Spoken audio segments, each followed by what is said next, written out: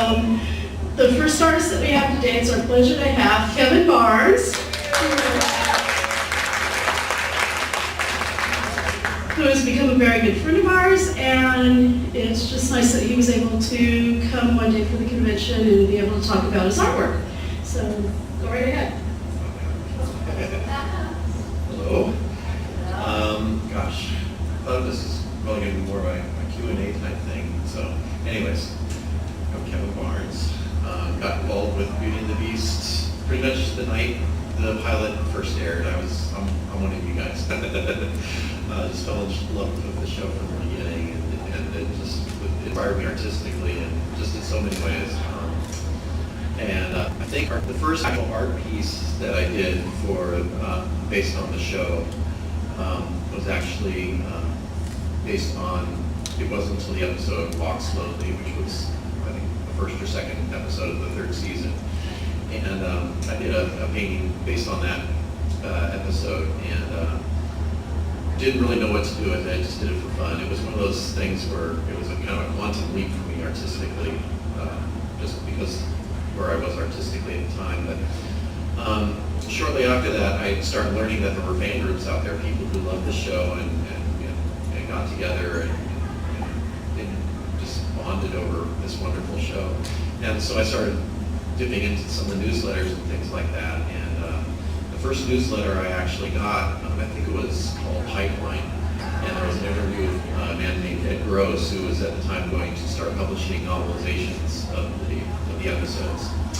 And he said that in the article, it just happened to mention that they're looking for authors and illustrators. So, just on a chance, nothing will probably come of it. So I took some pictures of my art, specifically this one, Beauty and the Beast painting I did, mailed it off, and I think he called me like on Saturday morning the day he got it, and said, if he'd like to work with me on that. So that's basically how I got into the whole world of fandom.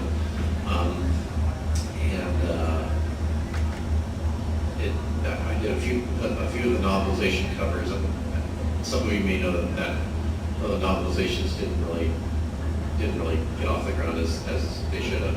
It had a lot of interesting concepts that just never quite took off. But anyways, I was in deep at that time, and so I just kept painting and kind of celebrating the whole thing through my art. And it's interesting because I haven't looked at any of my Beauty and the Beast art for a while, and getting the slides together for this show was the first time I looked at my Beauty and the Beast art as a body of work. And it's interesting because I can see the progression of my own personal style and everything just within this kind of cloistered tunnel world, which was kind of fun. So anyways, I guess we'll just start going through. I brought some images from some of my paintings, just so I talk a little bit about them. If anybody has any questions as I'm going through all this, please feel free to raise your hand and let me know. I'd be glad to answer everything. So anyways, here's what I'm doing.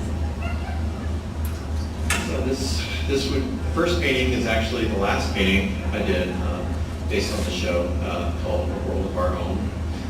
And I did this right shortly before the last convention in the LA area, which was 2000.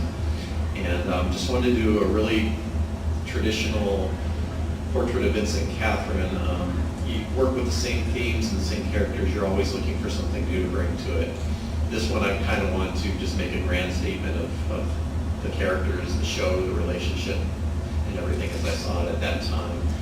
So that's kind of where this painting came from. It was initially going to be two separate paintings. I was going to do Vincent as one painting, Catherine as another, meant to be companion pieces, but in composing it, it just kind of came together this way, and was really just very pleased with it. It's the style I was working in my other artwork, my non-Beauty and the Beast artwork at the time, and taking things that I've been doing in other areas and applying it to this. And it's my last Beauty and the Beast painting that I did, and I think kind of because I think it was my final ultimate statement on how I saw the relationship and the love between them, and I don't know if there's really anywhere to go from here with it.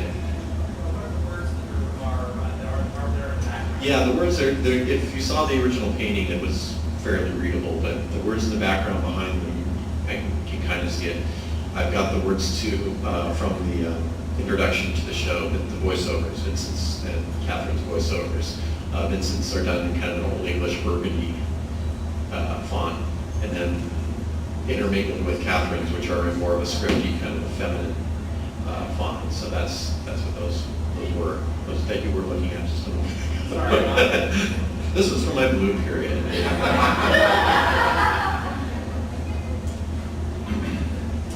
So yeah, I guess we'll go on to the next one.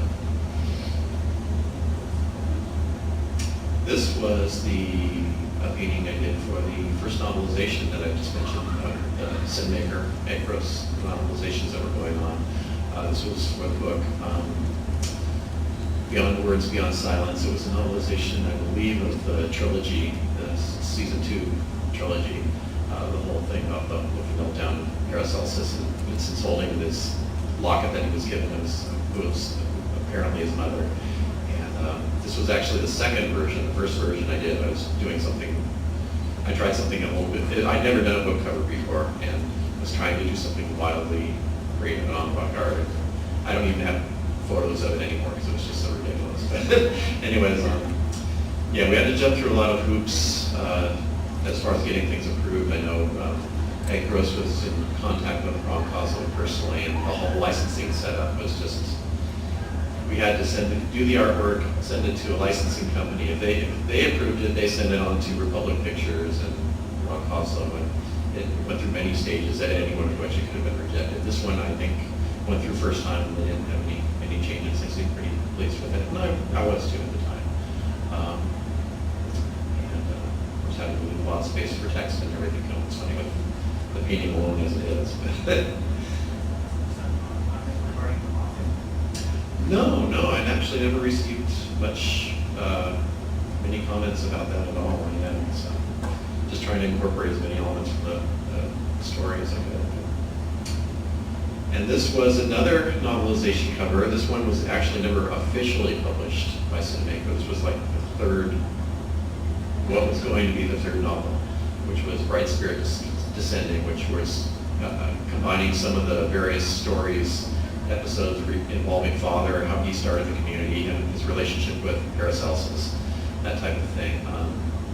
Nan Dibble was actually the author of the book. She did self-publish it after the whole Cinemaker thing kind of fell apart, and I believe she used the art in black and white form. I said feel free to use the art. I just felt bad it never actually got officially produced. But